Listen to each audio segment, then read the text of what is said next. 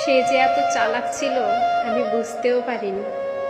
যাকে আমি আল্লাহর পাঠানো ফেরেশতা মনে করছি, সে ফিরআউনের চেয়েও খারাপ ছিল। ফিরআউন তো আসিয়াকে ভালোবাসছে, আর সে আমাকে ভালোবাসেনি, শুধু ব্যবহার করছে প্রয়োজনে।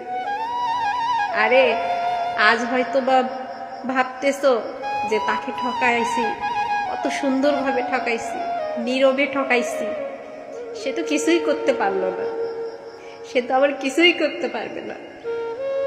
আমি তো আমার জীবনে সব কিছু পাইছি, ধন সম্পদ, টাকা পয়সা, সুন্দর নারী, সব পাইছি, কিন্তু সে তো আমার কিছুই করতে পারেনি।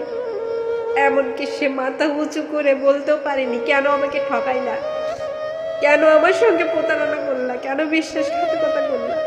আরে তুই তো ফিরআউনের চেয়েতেও খারাপ।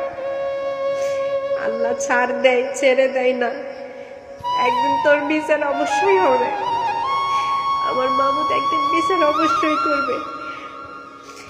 আজ থেকে 5 বছর পর হোক, 10 বছর পর হোক, 20 বছর পর হোক, আমি যদি ভাগ্যবান হই তাহলে আমি দেখতে পারবো আমার মামুদের কাছে আমি বিচার দিয়েছি। দুনিয়াতে বিচার দেওয়ার জায়গা ছিল না আমার, তোর ক্ষমতা ছিল, আমার ক্ষমতা ছিল না, তোর সবাই ছিল, আমার কেউ ছিল না।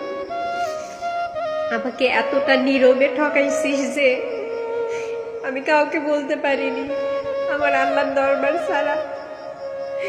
এত সুন্দরভাবে আমাকে আমার সঙ্গে প্রতারণা করছিস যে আমি বুঝতেই পারিনি।